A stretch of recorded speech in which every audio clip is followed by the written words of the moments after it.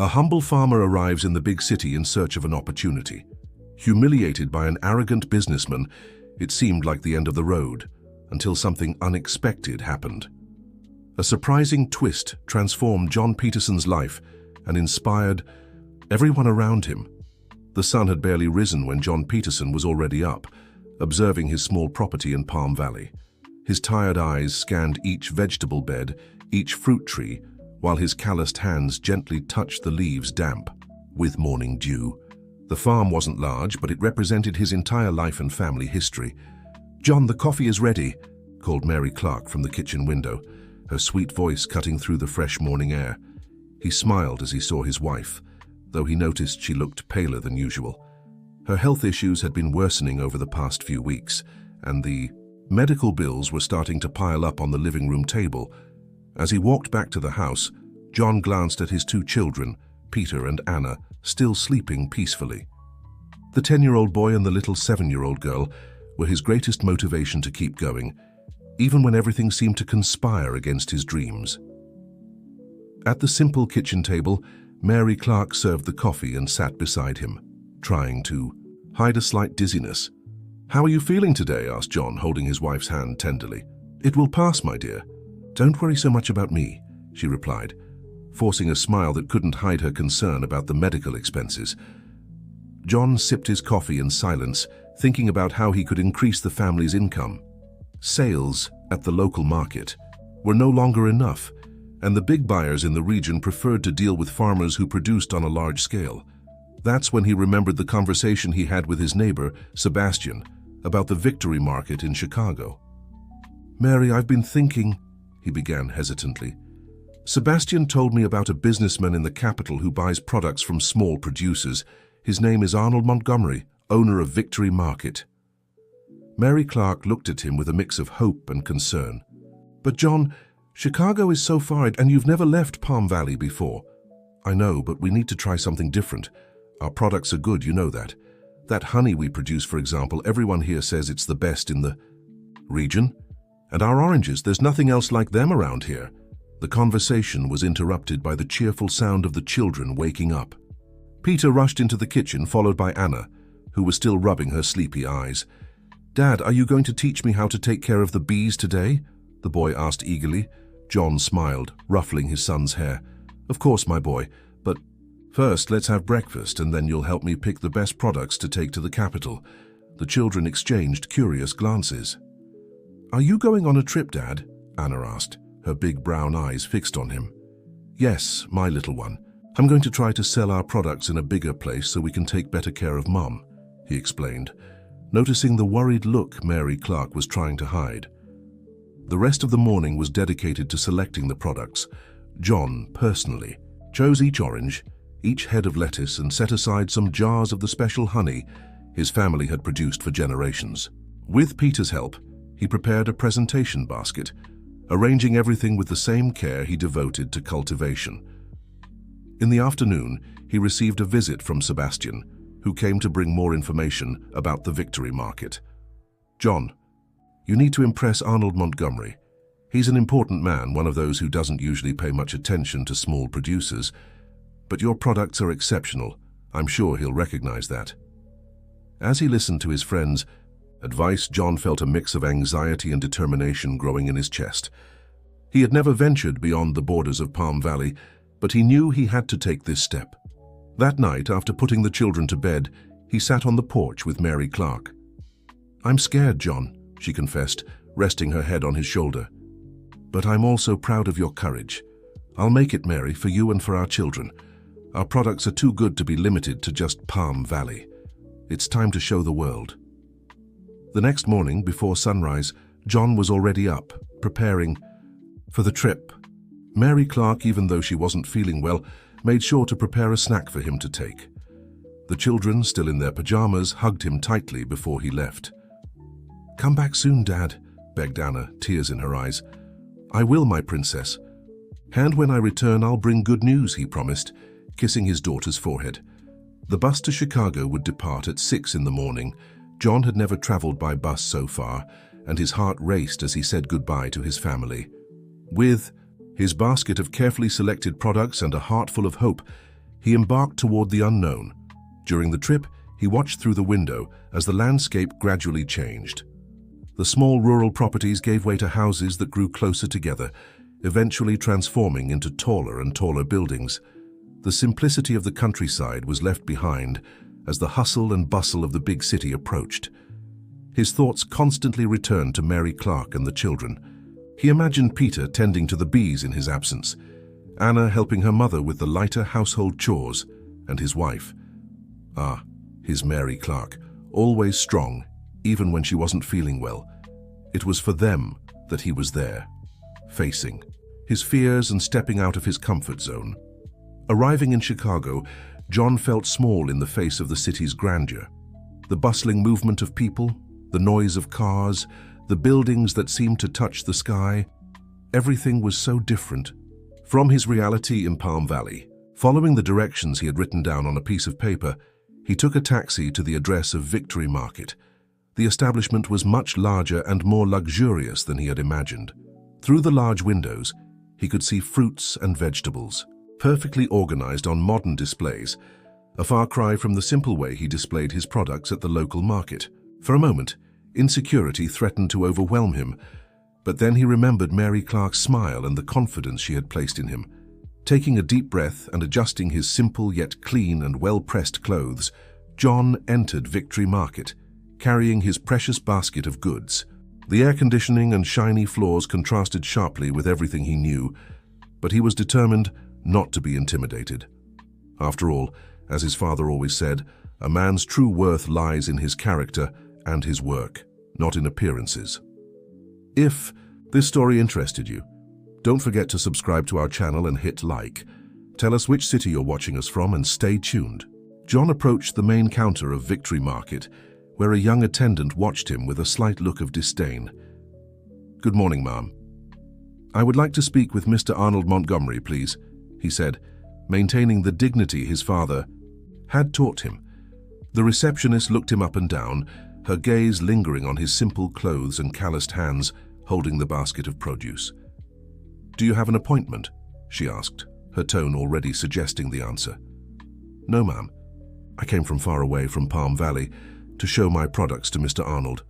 They are of excellent quality," replied John, trying to keep the confidence in his voice. "I'm sorry, but Mr. Montgomery only sees people with appointments, and his schedule." "Here's fully booked," she replied, already turning to assist another customer. It was then that an elegant lady, who had been nearby selecting fruits, approached the counter. "Excuse me, but I couldn't help overhearing. Did you say you came from Palm Valley?" "I know that region well. My family used to own property there. What did you bring?" John, grateful for the unexpected attention, showed his basket to the lady. "I have oranges picked this morning, fresh lettuce, and a special honey that my family has been producing for generations." The lady, who introduced herself as Mrs. Helen, examined the products with genuine interest. "What exceptional quality! This honey. It has a unique aroma. And look at the shine on these oranges. Gianna," she called to the attendant, "please let Arnold know that Helen Rodriguez would like to see him.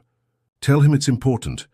The attendant, visibly flustered upon recognizing the influential last name, hurried to make the call. Minutes later, a tall, well-dressed man appeared, smiling as soon as he saw Mrs. Helen. "Helen, what a pleasure to have you in our store," greeted Arnold Montgomery, completely ignoring John's presence. "Arnold, I want you to meet this producer from Palm Valley. His products are exceptional. You need to see them," she said, picking up one of the oranges from John's basket. Arnold cast a quick, uninterested glance at John and his basket. "Helen, you know we only work with large-scale suppliers. We can't—" "Possibly. Try the orange first, Arnold," interrupted Helen, peeling the fruit with elegance, "and taste this honey. You won't regret it." Reluctant but not wanting to contradict an important client, Arnold agreed to try the products. His expression changed as he tasted the orange, and his eyes widened slightly when he sampled the honey. "Indeed, these are interesting products," he admitted, still maintaining his distant demeanor.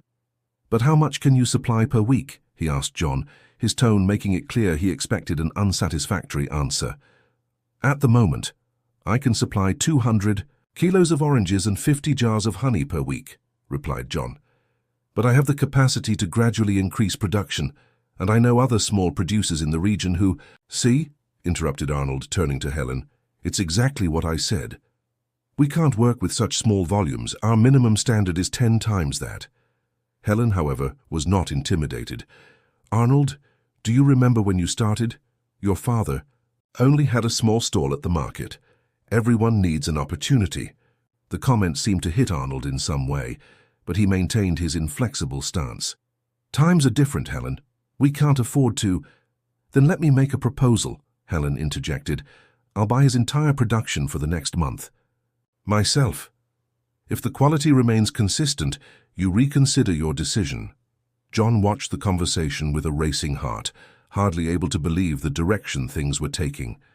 He thought of Mary Clark, how happy she would be to know that someone had recognized the value of their products. And there's more, Helen continued. I will make sure to promote these products in my social circle. You know how demanding my friends at the club are when it comes to quality. Arnold seemed uneasy with the situation. His gaze shifted between Helen, an important client whose last name carried weight in local society, and John, the simple farmer who had shown up unannounced at his store. All right, he finally conceded. A 1-month trial, but with your purchase guarantee, Helen. And I want to see documentation, certifications, everything in order. John could barely contain his excitement. Mr. Montgomery, Mrs. Helen, thank you so much for the opportunity. I promise you won't regret it. Helen smiled, pleased. It's not about opportunity, young man. It's about recognizing quality when we see it. Now tell me, how is the situation in Palm Valley? It's been years since I last visited the region. As John spoke with Helen, sharing stories about his homeland, Arnold watched them with an unreadable expression. Something about the simplicity and sincerity of that farmer seemed to deeply unsettle him. After settling the initial details, Helen insisted on taking John to lunch. The lunch with Mrs. Helen was a transformative moment in John's life. Sitting in an elegant restaurant in downtown Chicago, he shared his story, talked about Mary Clark and the children, the challenges of maintaining the small farm and his dreams for the future. Helen listened attentively, her eyes shining with a mix of compassion and admiration. You know, John, your story reminds me a lot of my father, said Helen, after taking a sip of water. He also started from scratch, believing in the quality of what he produced. Today, seeing your products, I recognize the same love for the land that he had. John smiled, moved by the comparison. You have no idea how much your words mean to me, Mrs. Helen. When I left home this morning, I didn't expect to find someone who understood our reality so well. Just call me Helen, please, she smiled. And don't thank me. In fact, I should be the one thanking you. For years, I've been looking for products with the quality you brought today. There's something special about them, something you only achieve when you work with love. During lunch, Helen revealed that, besides being a customer at Victory Market, she was an influential businesswoman in the natural restaurant industry. I own 3 establishments in the city, and we're always looking for suppliers who value quality and sustainability. John's heart raced at the opportunity that was opening up. Helen continued, But before we talk business, tell me more about your wife. You mentioned she's been facing health issues. John lowered his gaze, his concern evident on his face. Yes, Mary Clark hasn't been doing well. The doctors at the health clinic say she needs more specific tests, but they're too expensive for our situation. Helen paused, as if considering something important. John, I know an excellent doctor who could evaluate your wife. Dr. Richard is an old family friend, and I'm sure he would be happy to help. Would you really do that? But I don't know. If I can accept so much help. John hesitated, his dignity wrestling with the urgent need to care for his wife. It's not help, John. It's a fair exchange. You provide us with exceptional products, and I open a few doors that can benefit everyone. That's how we build a better society. By the end of lunch, Helen had not only scheduled an appointment for Mary Clark with Dr. Richard, but also proposed a supply contract for her restaurants. I want your products in all my locations, and we're going to need more than just oranges and honey. What other things do you produce? John explained about the vegetables, the other seasonal fruits, and mentioned the small neighboring producers. who were also struggling to survive. Helen's eyes lit up. "That's perfect. We can create a network of suppliers from Palm Valley. Organic products grown with love are exactly what our customers are looking for." As he headed home on the afternoon bus, John could hardly believe everything that had happened. Besides the contract with Helen, he had Arnold's promise to reconsider. His decision after a month, and most importantly, the appointment scheduled for Mary Clark. Arriving in Palm Valley, it was already nighttime. Even so, several lights were still on in his house. As he approached, he noticed some neighbors gathered on his porch, including old Sebastian. "Dad!" shouted Peter and Anna, running towards him as soon as they saw him. Mary Clark appeared at the door, her face tired but smiling. "John, you won't believe it," she said, hugging him. "Mrs. Helen called a few hours ago. She explained everything about the doctor's appointment and that's not all," interrupted Sebastian, approaching with a big smile. "She talked about the project to create a network of suppliers. John, my friend, you've opened a door for all of us." The neighbors present were all small producers like him. Each had their specialty. Manuel with his aromatic herbs, Sophia with her organic vegetables, and Sebastian himself with his rare fruits. The full potential of Palm Valley was right there, gathered on his porch waiting for an opportunity. "We need to get organized," said John, feeling a confidence he had never experienced before. "If we come together, we can offer a much wider variety of products, and by maintaining our quality, I'm sure more doors will open." The impromptu meeting stretched into the night, with everyone sharing ideas and dreams. Mary Clark served coffee and cornmeal cake while the children ran around the backyard, playing with the neighbors' kids. It was as if a new spirit of hope had descended upon Palm Valley. The next morning, John woke up early as usual, but something felt different. The weight of constant worry had been replaced by a renewed determination. As he watched the sunrise, he saw Sebastian and other neighbors approaching. "We came to help," Sebastian said simply. "You have a lot of deliveries to prepare now, don't you?" John felt his eyes well up with tears. In all his years in Palm Valley, he had never experienced such a profound display of solidarity. It was as if one person's success had become hope for everyone. Over the following weeks, a remarkable transformation began to take place in Palm Valley. The small producers organized themselves into an informal association, coordinating their production to meet the demands of Helen's restaurants. Mary Clark, after consulting with Dr. Richard, started proper treatment and was already showing signs of improvement. Deliveries to Victory Market also continued, under the watchful eye of Arnold Montgomery. Every week, he noticed not only the consistent quality of the products, but also the positive impact they were having on his sales. Customers began specifically seeking out products from Palm Valley, drawn not only by their quality, but also by the story behind them. One day, while organizing an especially large delivery, John received an unexpected visit. He was a reporter from the local newspaper, interested in telling the story of the transformation happening in Palm Valley. "How did you all achieve this?" he asked, observing the movement of producers who now regularly gathered to coordinate deliveries. John smiled, thinking about everything that had happened since that first trip to Chicago. "It wasn't just one person," he replied. "It was the union of many good people, each contributing their best. And most importantly, it was someone believing in us when we needed it most." The story about Palm Valley had a much greater impact than anyone could have imagined. In the weeks following its publication, other newspapers and even a local television station became interested in the story. What caught the most attention wasn't just the commercial success of the small producers, but the spirit of community and solidarity that had transformed the region. Helen, who was closely following everything, decided to take another important step.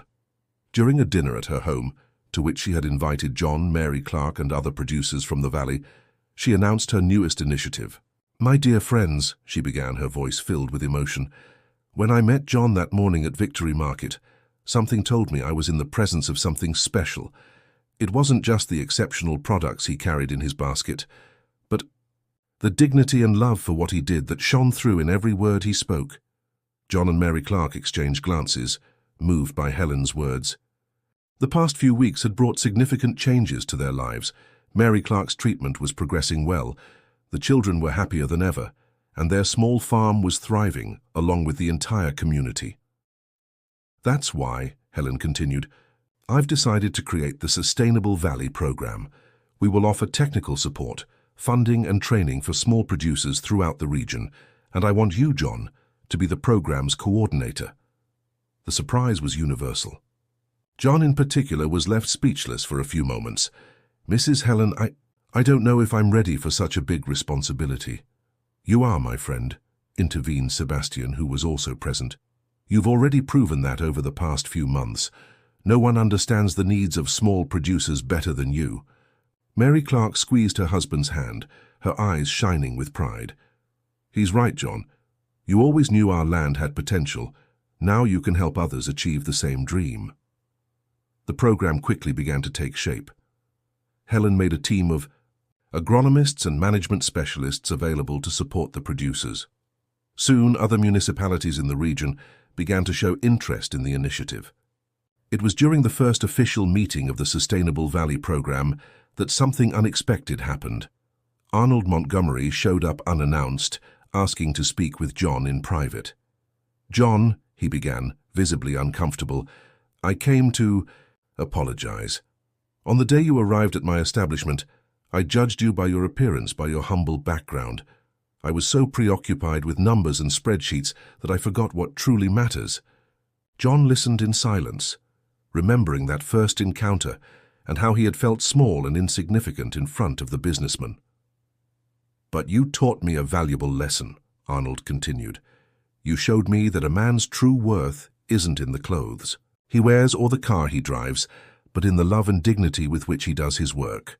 Mr. Montgomery, John replied, I hold no grudges. You are also a part of this story. If it weren't for that day, I might never have met Mrs. Helen and none of this would be happening. Arnold smiled, for the first time showing genuine emotion. And that's why I'm here. I want to be part of the Sustainable Valley program.